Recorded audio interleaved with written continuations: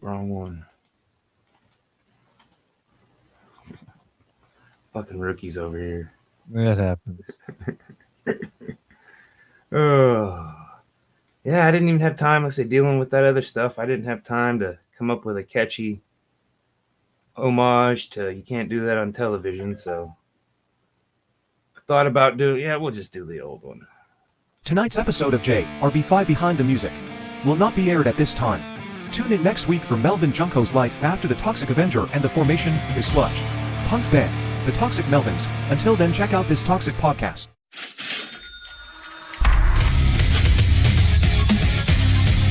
Welcome to For Music Lovers Only, a podcast where each host makes a top 5 list of their favorite songs from this week's topic.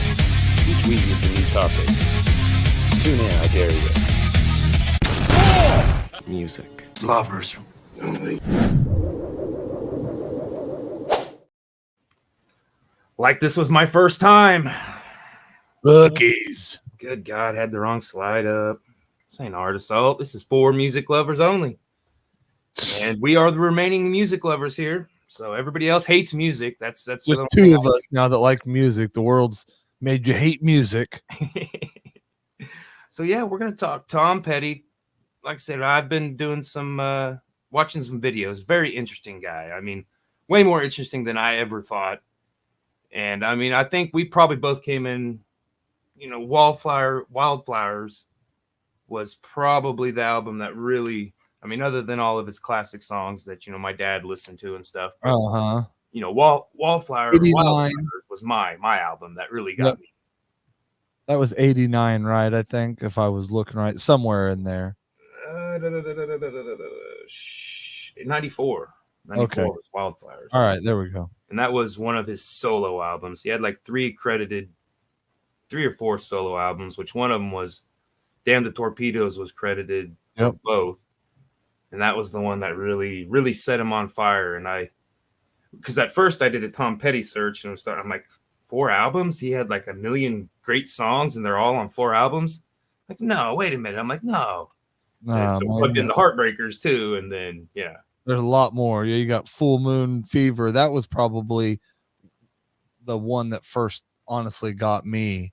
Yeah. Was that one. So yeah. Nice. That was 89, Full Moon Fever. Yeah. Yeah. And like I said, with all the projects with the Wheelberries, Traveling Wilburys, and I mean, what his movie career.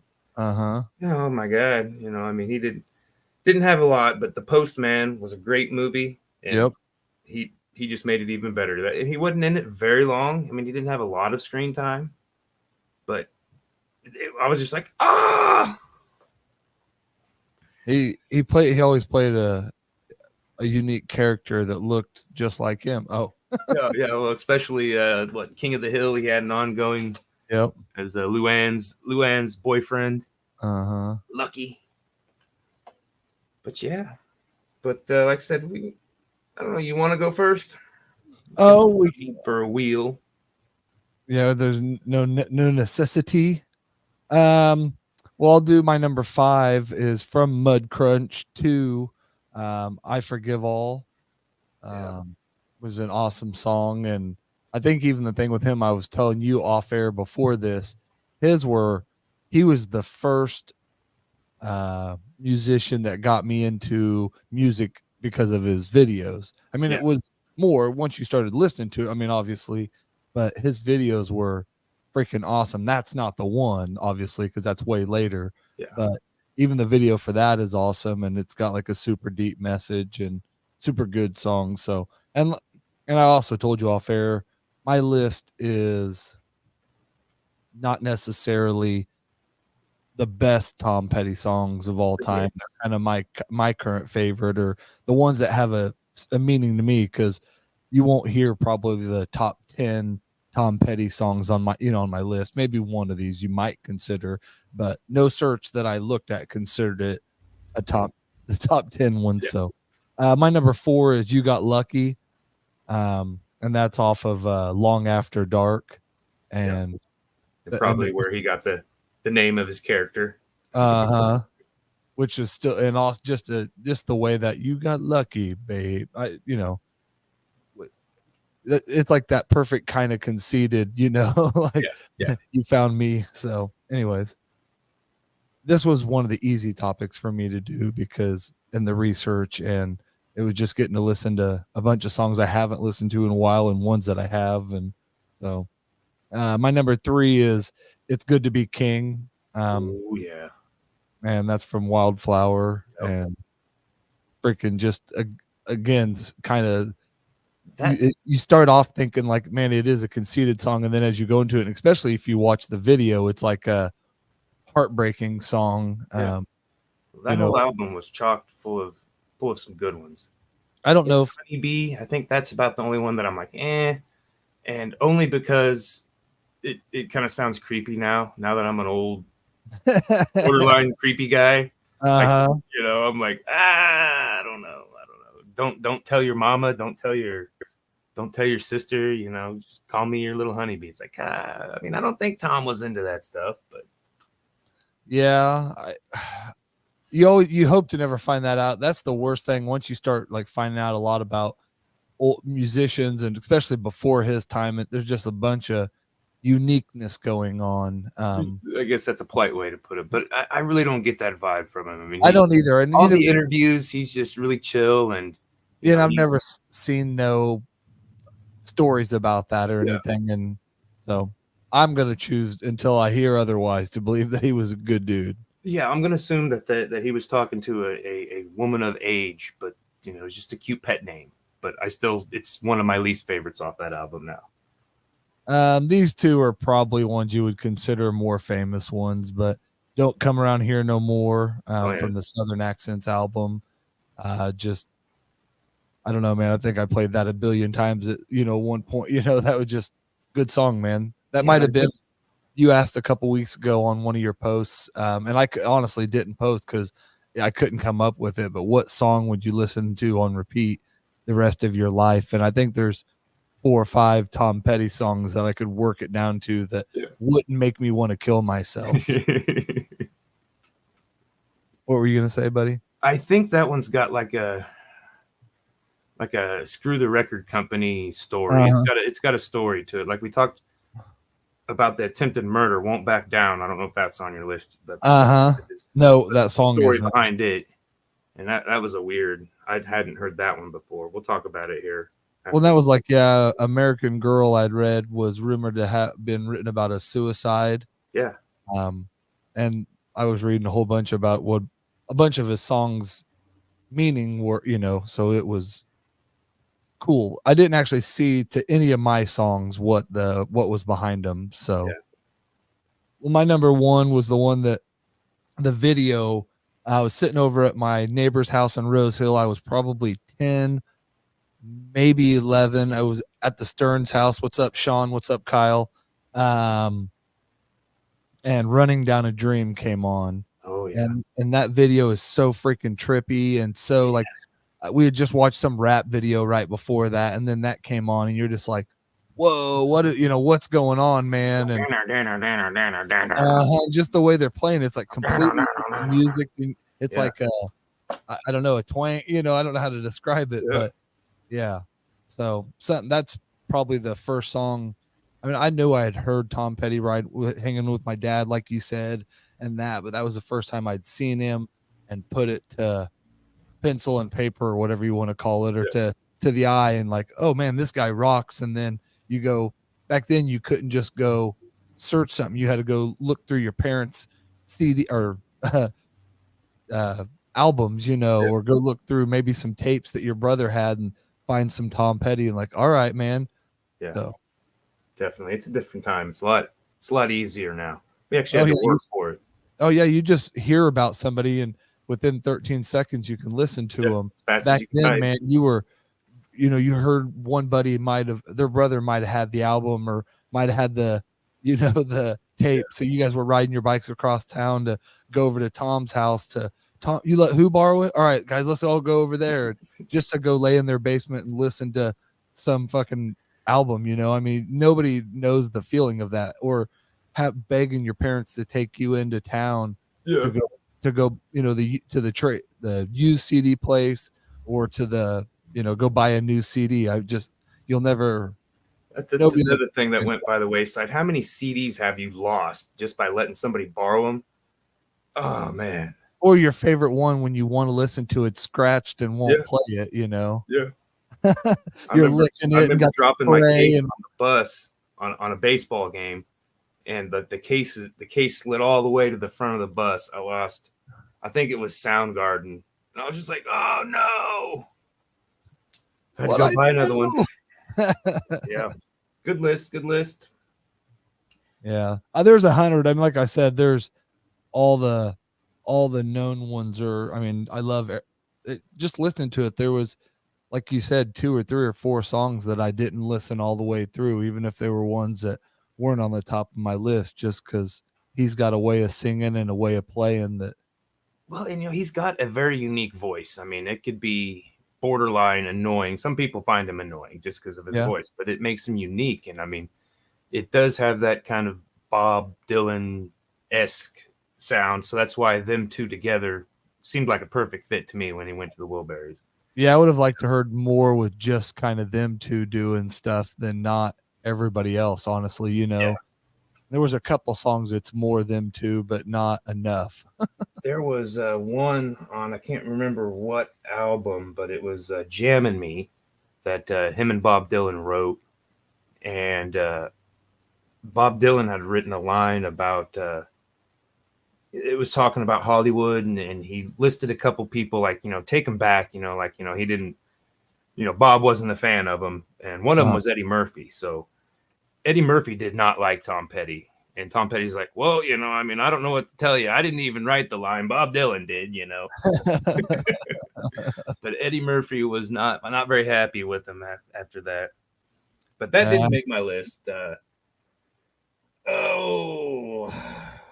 What's your number 5, my man? Number 5 is going to be Hope You Never off She's the One, which that's one of the early cases where a whole artist did the entire soundtrack to She's the One movie. The movie, chick flick, kind of dumb. Cameron Diaz in it. I remember watching it just because Tom Petty was, involved in it. Really can't remember much of the plot of the movie, but the soundtrack is amazing. That whole album, that's another one that you could almost go all the way through. A couple of them made it on this one. But and I hope you never, and the line in that is, I hope you never fall in love with someone like you.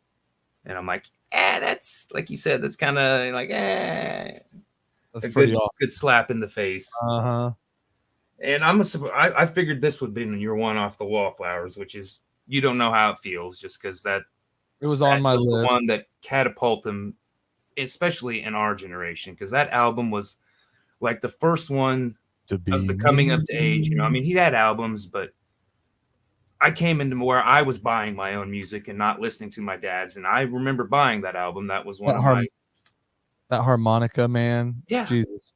Yeah. And it had, and for its time, like I said, what the drag queen in it, they got the, it's like, none of this is new stuff, y'all. This has been in our faces. So why, but it was it took me a minute of watching that video, and I'm like, no, there's definitely an Adam Apple, man. That's what I said. All of his videos were just so freaking ahead of their time for especially for a musician that was as old as he was. He was cutting edge in music, and like I said, he just was the first of his generation to completely embrace the music video, which got such a wide range of people watching him, Well, Zappa has got another one I fell in love with watching his interviews. I don't know if you've ever listened to much Zappa or anything, but dude was freaking insane. But he said that the videos are kind of like, 3-minute commercials for your album, and it kind of takes away from the songs himself. He didn't like music videos. But that's another one I fell in love with watching his interviews, just because he's like, you're not going to catch me up. They ask questions. He's like, no, I'm not answering that. Yep. I'm not getting myself in trouble for you. Oh, well, no. He just didn't want to answer. He loved getting in trouble. That was okay. I mean, that was part of his thing. But another one off of She's the One soundtrack was Zero from Outer Space, and it is just such a weird down. I mean, just it starts off, kind of rocking, and I'm a zero from outer space. I mean, I attracted to that immediately because I've always felt like I belonged to the loser club, and hey, I wear my badge proudly. I don't want to be a winner. That's for losers. Oh, I'm a trier. I don't know if I'm a winner. I'm somewhere in the middle, maybe. I identify. I'm one of those let your freak flag fly guys, but I don't know. I don't think you're a loser, by the way. I'm about this close to getting born loser on my tattooed on my arm, just because I mean, it's I'm not putting myself down. It's just my place in life. As long as you keep getting up and fighting from it, then Well, I don't think it's a bad thing either. I mean, you just not everybody's meant to win, but you got to get your victories, my man. Yeah, they're nice. I don't have days where I lose 9 out of 10, but I celebrate the one victory. yeah. And kind of on that, A Wasted Life is my number 2 with Long After Dark, 82. Awesome. And it's awesome. It's a great song. It's kind of it kind of starts out slow, and I mean it, but it's a good one. Good meeting. Yeah, that's an awesome song, dude. Honey J Badger, what's going on? I think she's tuned in before, I believe, but they have. I can't swear to the gender there. I won't even assume. I'm sorry. Anyways, you did assume for a minute, but I did. I'm sorry. My number 1, we're gonna move right along, is Square One. Number 1, Square One, off of the Highway Companion, which is another solo album. Great song. And that really, it was after the first divorce where I kind of found that song, and I mean, it just nailed everything on the head. I mean, just great. And a lot of his music is not, the very happiest tones. I mean, he's got some, but a lot of it's, like I said, Won't Back Down. It's all got meaning. Oh, yeah. I don't think he did anything that didn't mean something, even at surface level. Like I said, American Girl's about a suicide, and you sit there listening to it, and it's like, what? You would never think that if you didn't hear the story. Uh-huh. But like I said, we can talk about the attempted murder of Tom Petty. And again, it's like, well, who would want to murder Tom Petty? It's like, what? I'm sure he made some people mad along the way. I mean, even as good a dude as he seemed to have been, I don't know. And like I said, we will never know, because I think, like I said, he found out that, his house got set on fire. His daughter, and his wife at the time barely made it out. One of his maid or something got some injuries, but made it out alive. And, burnt the thing damn near to the ground. He rebuilt right there. I mean, he wasn't, and I think he said in an interview, he had a pretty good idea who it was, but he did not elaborate on. Yeah, did he owe him some money, or did somebody owe him some money, or? I mean, the way he was messing with the record company, I think that was 87, so that would have probably been about the time, the record company came and burned down his house, pulled some shit, hanging Vanilla Ice over a balcony. You heard that story about Vanilla Ice, right? Working for him by then. Oh, huh? I said they had rappers and stuff working for him by then. I mean, 87. It was. I guess that was pretty close to the Vanilla Ice time. So yeah. But yeah, he like I said, a lot of good interviews. I found out that he loved Madonna. He thought Madonna was brilliant. So that was kind of. I mean, I guess not. I mean, because I liked Madonna when she was Madonna. I don't know what she is now, Medusa. I just seen her making out with some dude on stage, and I don't know. It doesn't have the same feel it did when she was in the 80s or 90s doing it. Yeah, I mean, it seems like she's grasping for attention too hard now. I mean, which she always was, but he was blown away with her, like in her before it was just Madonna. She was in like a punk band, played drums in a punk band, And so, I mean, she had some talent, no doubt. I don't. So after they tried to burn his house down, is that when he wrote "I Won't Back Down"? Yeah, he wrote that as a statement to whoever that was trying to get him killed, unalived. I'm glad they didn't, man. That would have been one of the probably worst musician. I mean, him dying now was even sad, but at least we got a lot of years of music from him. But. Yeah, and like I said, I mean, brings us to the other point. I originally, like I said, this was probably 15, 20 years ago. I had seen a story on the internet, and so it had to be true. Or at least I vividly remember. So it may be a Mandela effect. It may have been. I was having too much fun that day, and I imagined it myself. But it was kind of like the Paul McCartney. He had died and been replaced with a lookalike back in like the 70s or something. But all of the controversy about his current death, being accidental overdose, and like I said, they found him non-responsive in his house, heart failure or heart with cardiac arrest. And so they took him to the hospital, and then I remember the day pretty vividly because there was he's dead, and then oh no, he's alive. Every station was reporting something different. Is this on the McCartney one or on Tom? On Tom's current death, because like I said, I can't find anything about the doppelganger lookalike. Okay, I was gonna say, I thought maybe you found something. No, but his current death, which he still may be alive for all we know.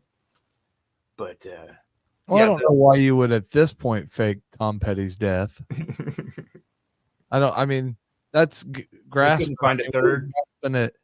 And we may still be at Tupac, but they arrested his murderer here recently, supposedly. And yeah, I mean, I don't know. I think is Elvis still alive? Are they all somewhere hanging out? Is that what you're trying to tell me? Yeah, they're in some Island hanging out. Yeah, I think we talked about Elvis, didn't we? They had Elvis locked up in a psych ward, claiming to be Aaron or Jesse, his twin brother, that I think died at birth. So who knows? Well, Hollywood's probably mass producing people and cloning people. I do believe they probably all actually died. I believe as fans, you hold on and want to keep holding on. It's like when somebody goes missing and you kind of pretty much know they die. You always hold on to the fact that they might still be alive. And but unlike most of these people, we had bodies and all of that. It wasn't really as questionable, I mean, Tupac, there's pictures of him being, right after getting shot up and all that stuff. So, oh yeah, got two more other stories I want to talk about. Okay, it was Leno. Like I said, I loved the interviews. I mean, he's just a cool ass dude. Chill. You can't really catch him up. I mean, a lot of people tried to catch him up on things, and he was talking about where he had thought he'd seen a UFO. He was headed to Adam Sandler's wedding. Okay. So they had blimps all up in LA to keep the paparazzi away from Adam Sandler's wedding. And so he's driving. I think this was the last time he said he drove. He just lets everybody drive him around after that point. And I'm pretty sure he was stoned out of his mind all the time. He just seems like it. And from every interview I've seen with him, I would say that appears to be about right. But he was like, yeah, I looked up and I thought this was a UFO. And so he's like staring, he's like, freaking out a little bit and smashes, not horribly. Nobody's hurt. Hit a parked car. And so the headlines were all, Tom Petty, the Inquirer and stuff blew it all up. And so that was all in the thing. But then one of his last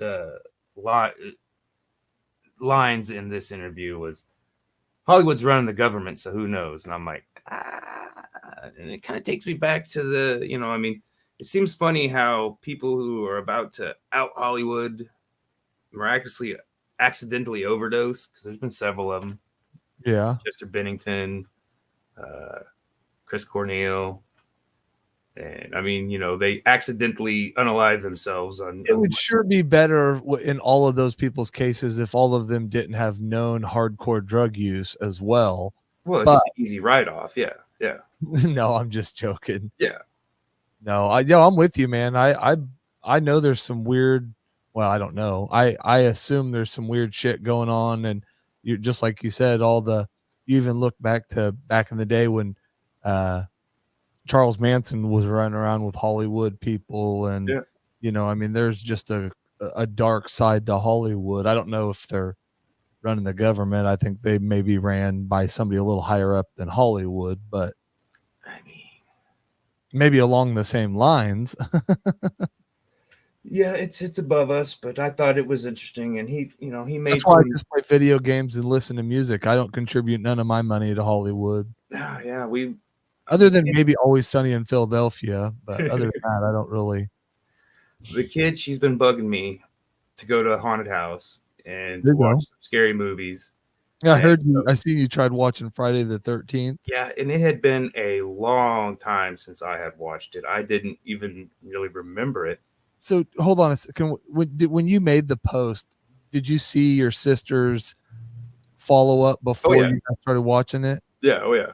Maybe you should have started with something a little less Friday the 13th. I think we're gonna try Beetlejuice tonight, just because. There you go. I was working on, but it's still creepy. I mean, it's still creepy. It's not murdery creepy.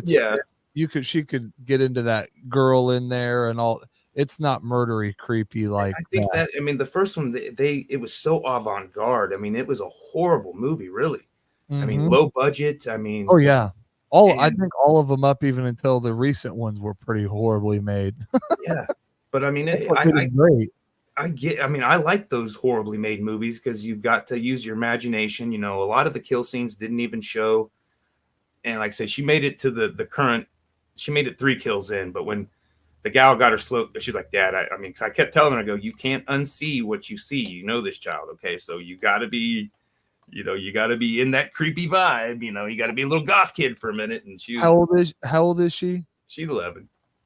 Well, at her age, I was already watching. I mean, yeah, those were that and Nightmare on Elm Street were my 2 favorites. I never really got into the Halloween, the Michael Myers as much. I mean, I've watched some of them, but those Friday the 13th, and it was Jason and Freddy, man. Those were the 2. Yeah.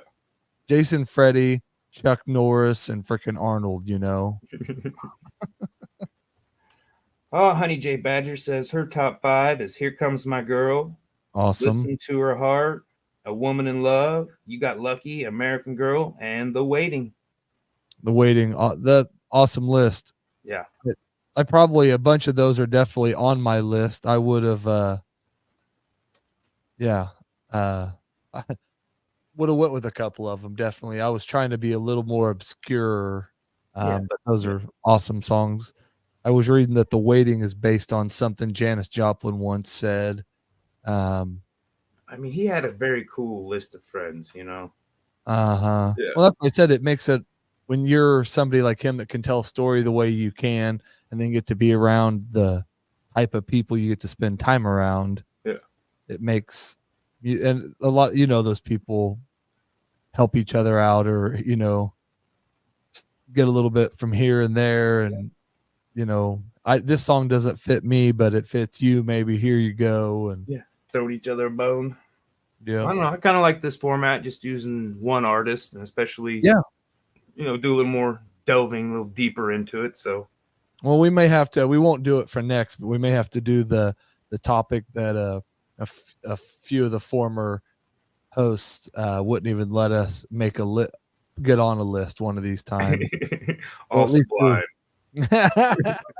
Or at least do all alternative, and then all mine will be sublime. No, not really. Yeah. Like I said, yeah. Tom Petty's an easy one for me. I mean, it'd be like doing the Doors or the Beatles or some of them that are, I know they're mainstream, but they were for a reason. Those are the ones that, I mean, there's plenty of other bands, but those are guys that, I would have killed to get a chance to go to a Doors, a Tom Petty concert. I never got to go see live. I mean, I would have done anything to go see him live, you know. Yeah. I'm pretty sure I don't think I've ever seen him. I'm pretty sure I didn't. No, I don't. It's a little hazy back in, Yeah, I was gonna say I did 90s, early 2000s. You were talking about me going to that football game this weekend. I know we're going a little over, but I don't remember parts of it because I don't drink and party like that anymore. And I did for a 5 or 6 hour period. And you're somewhere in the third quarter and you're like, oh crap, I've been at a football game this whole time. Oh, it's fun to go wild every once in a while, as long as nothing bad happens. You don't end up in cuffs. That happened. We made it back. I went to work on Thursday for like 3 hours and went to work on Friday for 3 hours with a trip to Kansas City in the middle football game, an overindulgence of alcohol, and made it back. And here we are. I'm still feeling it a little bit today, if I'm honest, but I'm here. I'm reporting to work and I'm doing my best. No. Yep, exactly. Well, we're gonna get off here. We'll figure out something interesting to go for next week. At least, if you guys have any suggestions or something you want us to do something on, we ain't gonna say we're gonna do it, but give us some ideas, man. We're always up to them. We'll kick it out there and see what the people want to hear us do one on. Exactly. We'll do a little research. And I like doing a little more research. I would struggle with country, but I could probably come up with 5 country songs that I wouldn't kill myself to listen to. No. Some old school country. I can get into that. Yeah. No, I could do Willie Nelson. I could come up with 5 Johnny Cash and Willie Nelson songs with maybe a George Strait and a couple others mixed in there. It'd be all right. Yeah. All right. Well, thank you again for coming on. Thank you for everybody tuning in. Our 1 million viewers. We appreciate you. Mm-hmm. Give it a share, give it a like, all that jazz. Tell your friends, even if they don't like stuff, tell them to watch us because we get credit for it. No. Yeah. Check out the middle of the road podcast. Yeah, we got a pretty decent guest coming on in the future, and we'll have Josh back on here soon as well. I got a co-host this week because my main host is going to be gone, so I got a guest that's been a long time guest coming into studio to join me and Skin Man this week on Tuesday, so it'll be fun. So see how it goes. All right. We'll tune into that, and we'll see you. Maybe we'll see you next week. We haven't got it figured out yet, but we'll see you when we see you. How about that? Hell yeah. Yep. Later. Peace.